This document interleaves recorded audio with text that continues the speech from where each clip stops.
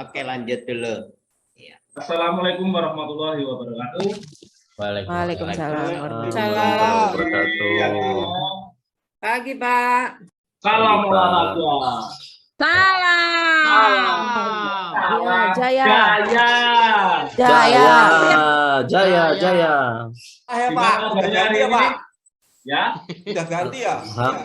Wah, gimana kabarnya hari ini? Baik, Baik. Pak. Sehat, Pak. Alhamdulillah. Bu Oka, Okes, Melita ya.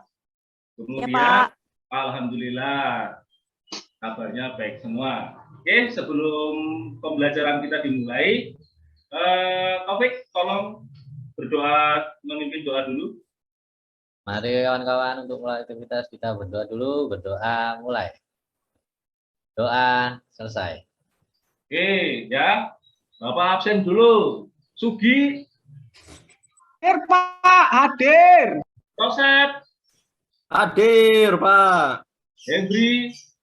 Ada, Pak. Oke, sepertinya hadir semua. Alhamdulillah ya, kita diberi kesehatan sehingga kita dapat mengikuti pembelajaran untuk hari ini ya.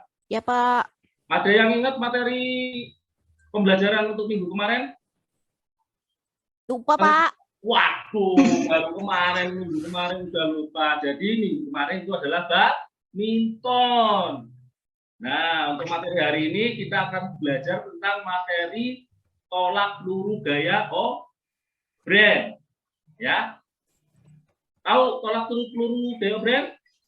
Belum, Pak. Nggak tahu, Pak. Belum, Pak. Peluru gaya O'Brien itu tolak peluru membelakangin, ya. Paham? Untuk itu dulu. Nah, ada yang tahu tujuan tolak peluru untuk kehidupan sehari-hari untuk buat kita, buat tubuh kita? Ada yang tahu? Pak Yosef? Yosef? Mas Yosef? Iya, Pak. Apa, Pak, tadi, Pak?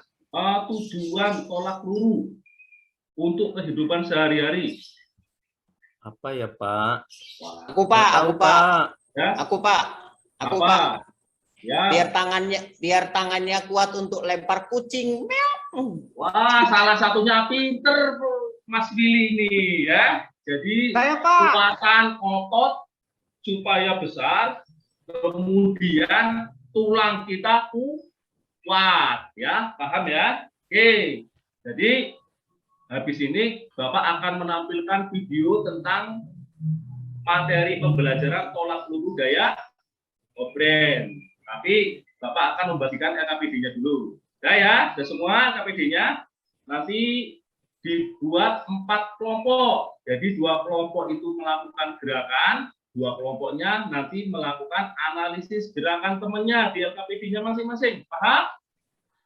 Apa? Oke.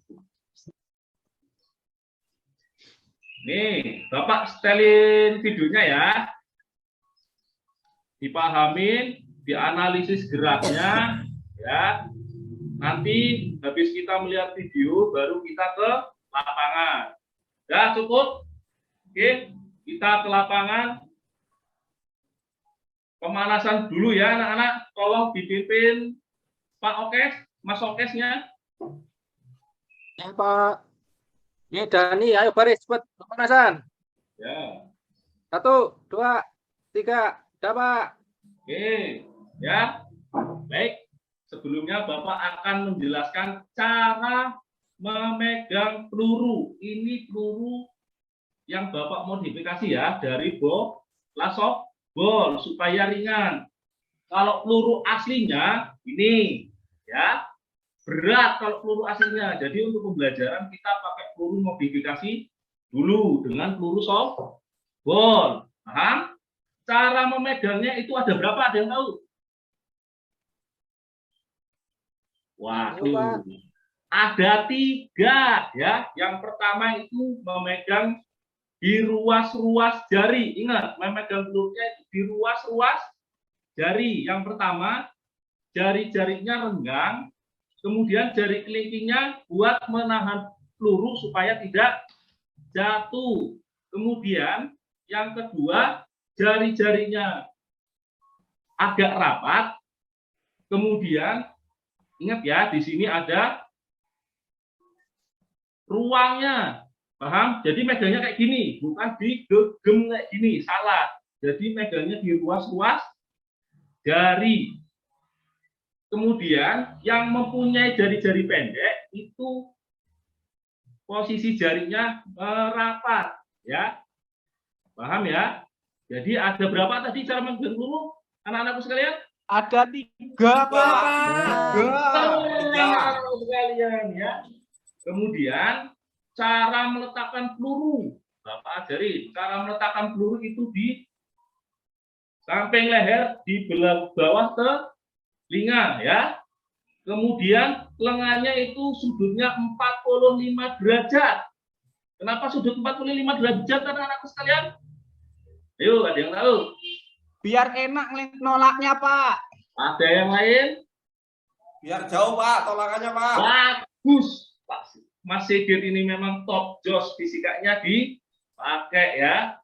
Kemudian Bapak akan mengajarkan pola peluru tanpa awalan. Yuk semuanya berdiri. Jadi ya, Bapak pelurunya di samping. Kelihatan Bapak? Bapak kelihatan ini? Kelihatan, Pak. Kelihatan Pak. Kaki kanan di tepuk. Kelihatan. Kanan tetap di peluru tetap di leher. Kemudian ini tanpa awalan ya, Bapak ulangi ya. Ini gerakan menolak tanpa awalan. Kemudian pelurunya didorong. Paham?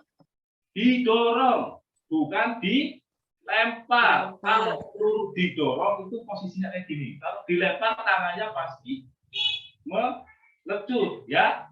Itu berbahaya sekali kalau sampai dilempar. Dari sini ada pertanyaan?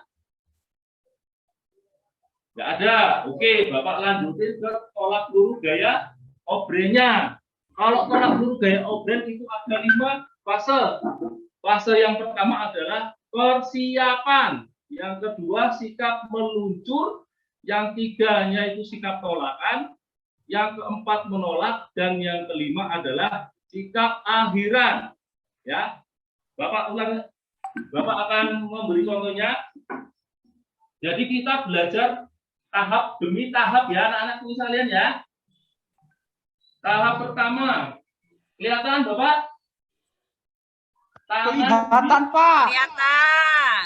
Tangan kiri di atas. Fungsinya buat apa anak-anak tangan kiri di atas? Keseimbangan, Pak. Pinter sekali anak-anakku sekalian ya. Kemudian kaki kanan ditepuk. Nanti menolaknya ke belakang ya, bukan ke samping atau ke depan. Karena ini gerak peluru gaya obren atau membelakangi. Saya ulangi lagi. Fase pertama persiapan, kaki kanan di depan ya. Kemudian fase kedua itu fase meluncur atau gerak membelakangi. Contoh, dorong ke belakang, 1, 2 ya, gerakan baru 2. Kemudian gerakan ketiga, badan ditolakkan ke belakang ya. Kemudian gerakan keempat, peluru ditolakkan. Gerakan kelima, gerakan akhiran, kaki kanan yang di belakang dipindahkan ke depan. Kenapa pada waktu akhiran kaki kanan dirubah ke depan? Buat apa? Ada yang tahu? Keseimbangan, Pak. Keseimbangan, Pak. Jatuh. Ya, jadi untuk menjaga keseimbangan supaya tidak didiskualifikasi. Ya, anak-anak sekalian ya. Bapak ulang lagi. Gerakan satu, gerakan apa? Awalan. Kedua, fase meluncur. Ketiga, sikap tolakan. Keempat, tolakan. Kelima, sikap akhiran. Nah, jadi kalau Bapak ngomong satu berarti murid anak-anak sekalian melakukan sikap awalan. Kalau Bapak ngomong 2 berarti sikap meluncur. 3 sikap tolakan. keempat menolak, kelima fase akhiran. Akhiran. Nah, ada pertanyaan dari sini anak-anak sekalian? Cukup, Pak. Oke, kalau nggak ada pertanyaan, kita calling dulu ya. LKPD-nya dikumpul. Mas Okes, Ya, dipercaya Pak. calling nya. Yuk, siap, teman-teman. Gerakan semua tangannya. Selesai, Pak. Oke, baik. Kalau nggak ada pertanyaan, bagus. Kita berdoa untuk mengakhiri pembelajaran ini. Berdoa, mulai. Selesai. Oke, kalau nggak ada, Bapak akhiri. Wassalamualaikum warahmatullahi wabarakatuh. Di samping itu, saya amati sering memanggil Bapak Ibu guru. Harus, ya itu wajar lah, karena ini kawan kita. Udah biasa kesalahan seperti itu. Ya, saya juga dulu seperti itu. Karena kita sesama kawan. Ya kan? Di samping itu juga tadi ada yang menyampaikan LKPD-nya dikasih ke depan duluan, di depan duluan. Kalau nggak salah, sebenarnya dikasih dari awalan juga nggak apa-apa sih. Nanti mengembalikannya kalau udah selesai gitu pelajaran, begitu aja nggak apa-apa. Ada yang akhir, ada yang awalan ngasih. Sebenarnya nggak apa-apa. Yang penting di sini ada urutan-urutan, ada penutup, ada refleksinya, itu aja untuk mengingatkannya. Terima kasih. Itu aja koreksi dari saya. Silakan Pak dosen. Memang harus diperbaiki. Soalnya Bapak menemukan masih ada gurau. Nah ya, guru tidak bisa gurau, tapi suasana bermain itu kalau dibutuhkan memang perlu. Tapi gurauan antara guru dengan anak juga jangan sampai ada kalau. Terus yang Bapak catat tadi itu masih tidak mendekati ke realnya gitu ya. Kalau dengan hanya simulasi begini, realnya tidak jelas. Jadi kalau hanya dengan bahasa tadi tidak diikuti dengan bahasa gerak, itu akan lebih susah menangkapnya. Apalagi namanya anak-anak ya. Itu. Jadi media ini kalau berubah dari dulu tidak bisa digantikan oleh media ya, seperti ini ya. Kontrol ada tidak?